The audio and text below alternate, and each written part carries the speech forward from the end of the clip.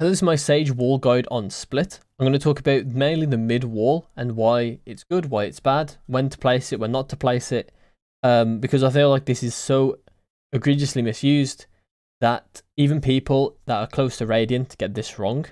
And it annoys me in my games, honestly, when someone has played Sage like 80 games and they still don't understand when to place the wall in Split. So I'm going to talk about this mid wall first. And this mid wall is the most misused one.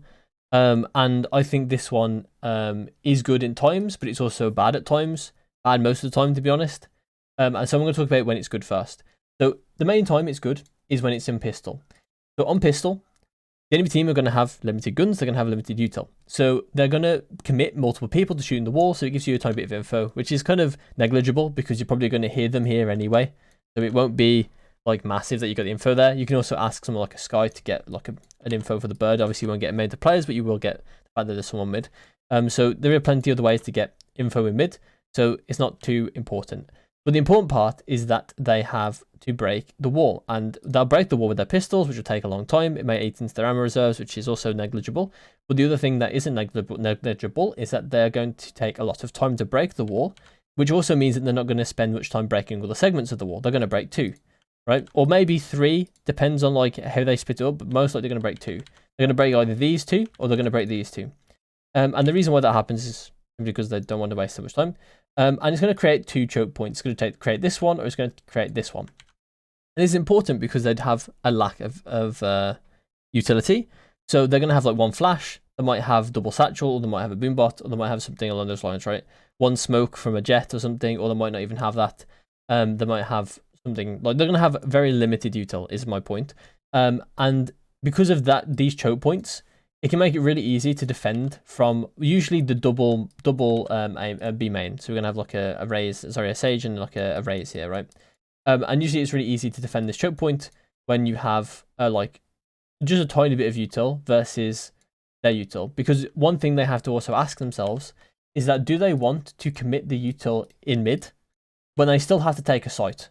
And that's really, really important when they've got limited util, is that they don't want to use everything in mid just to take mid. Because they want to save stuff for going into sites. And they won't have it if they use it in mid.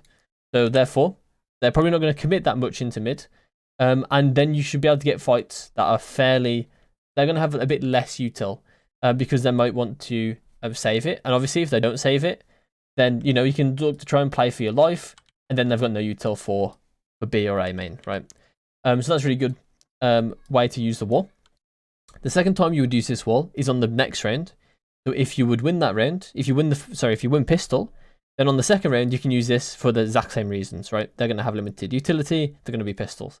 And then on the third round, there's also another time to use it, which is if you lose the first 2 rounds, then on the third round you can use it because you might be against Spectres and Sheriffs, right? And obviously that's also like specific, like because there's a chance that on the second round the enemies win the pistol and they might buy a Vandal.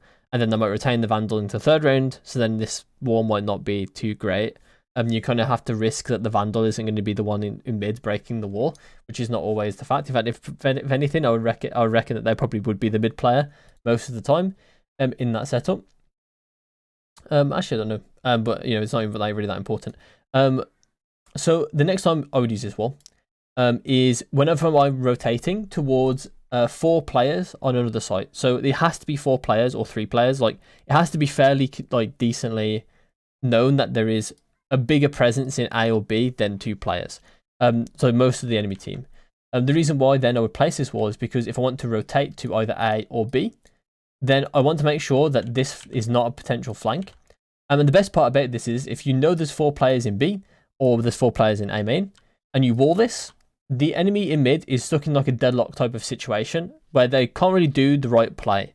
And the reason why is because they're going to have to, they either have to shoot the wall to make their lurk potential possible, but then they know they've given away their position, so then they can't really lurk very well because their presence is known. Or they have to wait it the whole wall and sit behind it. And it's going to mess up their timing, especially if their enemy team don't get onto site from their like initial push, right? They're actually getting held up by like smokes and mollies and things. Then it might actually mean that because the lurk can't get value and the main players can't get value, then they're stuck in like a really bad place where they're like running out of time. They maybe don't have a util to get back into a site.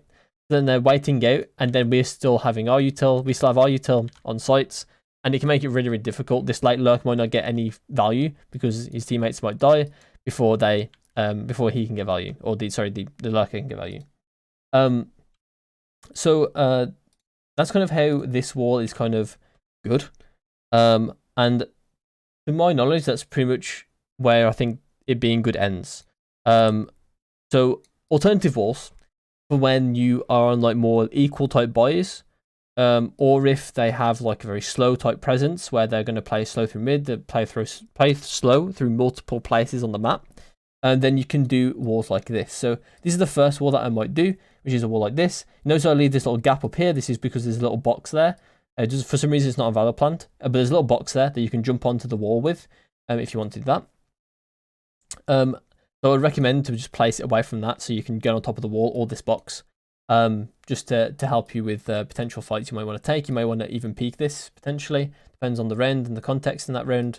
But essentially what this wall does is, you might think it's very similar, like especially if you place it late, right? If you place it late, then the enemy team could just break it. And you might think, what's the difference? And the difference is that this angle is tradable.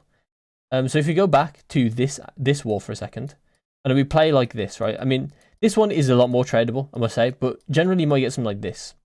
And if this is the case, none of these players will see, like, first of all, they will see the people that first come out, but most of the time, if you're against like a Jet or a Raze, they're going to go on top of one of you. Also, this is probably smoked. And they're going to go on top of one of you, right? The Raze might blast that most blast pack in there. The Sage can't trade, right? They have to run all the way down to Mail to try and trade this kill.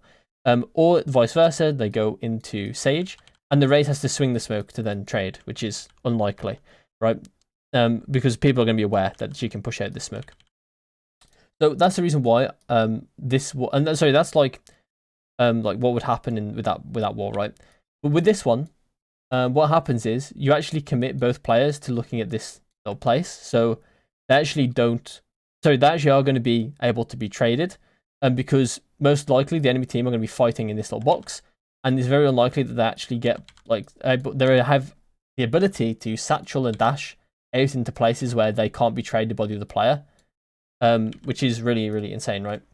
It also, technically gives like a little raise nade thing as well, where you can bounce off the top and it explodes here. And while they're under that pressure, they're gonna be fought by the Sage, so it's hard for them to get out the choke when in like the other wall. If the nade goes off, so why can't I delete that? If the nade goes off, then it's really hard for the if the nade goes off, it's really hard for them to like get out of this area. But with this area, it's less hard for them to get out, so they can just run away and they're not under really that much pressure. Most of the time. It's a bit weird that I can delete that for a second.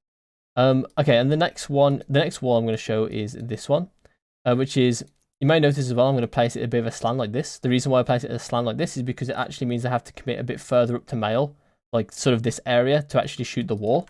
And that's quite important because when they have to commit further to shoot the wall, it gives me more info, right? Because if they're committing to this position to shoot my wall, if they're shooting my wall and it's like pretty low on the clock, I can safely say they're probably going to try and commit B. Unless like I've got reason to believe they're not. But if my only like information is they're shooting my wall, therefore they're probably committed into Mail, then it's likely they're going to be going towards B. It's pretty likely, right? And you may be thinking as well, with these walls, is that the enemy team can just walk straight into vents. And this is where the communication comes in. And understanding that what team comp you have, you need to have something like a Cypher, a Killjoy, or Chamber. I can't see him. There he is. And they will place their traps something like this. So we have a rendezvous in here. Sorry, a trademark in here.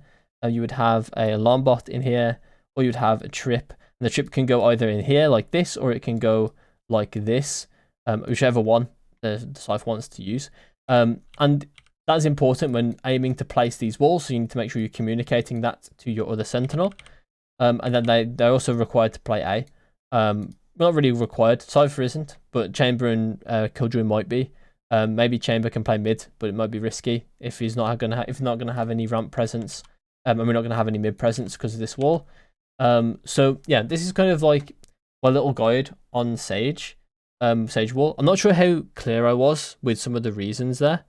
So if you want anything clarified, then just comment below, and I'll try my best to talk about these walls in depth in the comments.